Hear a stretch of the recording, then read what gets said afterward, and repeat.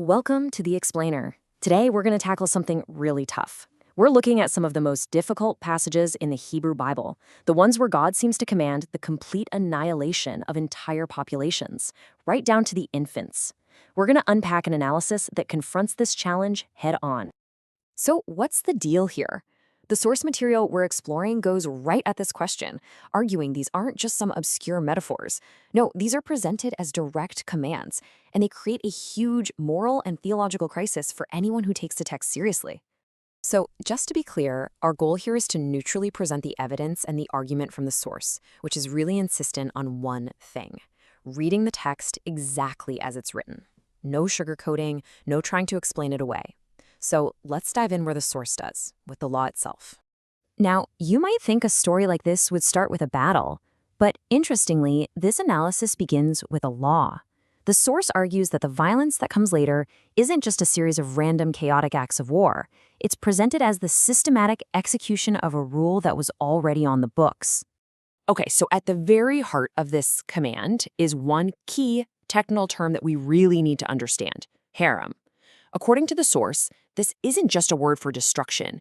It's a formal, legal, and religious concept. It means to totally and irreversibly remove something or someone, dedicating them to God by completely eliminating them. And right here, we see that foundational command in black and white. The source highlights just how chillingly specific it is.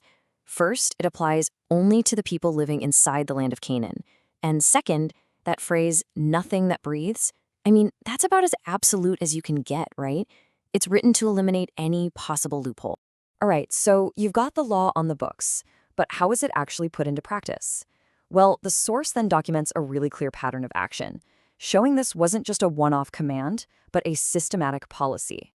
And what's really interesting is that this policy gets put into action before the Israelites even set foot in Canaan. The source points to the cases of these two kings, Sihon and Og. And their only recorded offense in the text? They refused to let the Israelites pass through their land and mounted a military defense. Now just listen to the language here. It's repetitive, almost bureaucratic. The source argues this formulaic phrasing, which explicitly includes women and children, is totally intentional. It frames the killing of non-combatants as a simple, matter-of-fact part of the procedure. Then we get to the big one, Jericho. The analysis presents this as the key template, the blueprint for everything that follows. And the main point here is that the extermination isn't framed as a military necessity during a chaotic battle. It's a sacred, ritual act of obedience that happens after the city has already fallen. Again, look at how specific this language is. The source really hammers this point home. Including the phrase young and old is designed to remove any possible ambiguity. It's making it crystal clear. This isn't just about enemy soldiers, it's about every living being in the city. So after Jericho, the analysis shows the conquest story settles into this kind of grim rhythm. The same formula of total destruction is just applied mechanically, city after city, with the text almost ticking them off a checklist. This summary statement right here is absolutely critical. It explicitly ties all that systematic extermination directly back to the divine command from Deuteronomy. The analysis shows how this narrative defines righteousness in a really stark way. The only thing that matters is completion, leaving none remaining. Okay, now we did to what the source considers its most stark and revealing piece of evidence. This is a story where the moral logic we might expect gets completely flipped on its head, and mercy is actually treated as a crime. And right here, the source identifies a crucial detail. This is the only time the biblical text uses the specific Hebrew word for infant. This, the analysis argues, makes it basically impossible to dismiss the command as just some kind of hyperbole or exaggeration. The language is surgically precise. So what happens to King Saul? Get this. He isn't condemned for the massacre he carries out. No, the text shows he's condemned and loses his entire kingdom for his failure to make that massacre complete. His act of mercy and his religious piety are framed as acts of rebellion. The source then highlights a chilling development. What happens when this same logic of total war, this concept of cherem, is turned inward against fellow Israelites in a civil war? Well, after a horrific crime leads to a civil dispute, the other tribes of Israel apply the exact same conquest formula to one of their own, the tribe of Benjamin. The text describes them killing men, women, and children and burning their cities, using language that just mirrors the Canaanite conquest.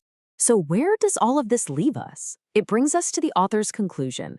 The argument is that these passages, when you take them all together as a consistent pattern, force a direct and, frankly, uncomfortable confrontation with the very nature of God and Scripture itself. The source then systematically dismantles the common defenses for these texts. Is it hyperbole?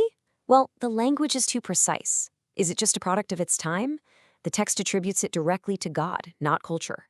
What about divine mystery? That, the source argues, just makes morality meaningless. Each defense is shown to evade the central problem, rather than actually solving it. And this leads to the source's ultimate conclusion. There is no comfortable middle ground.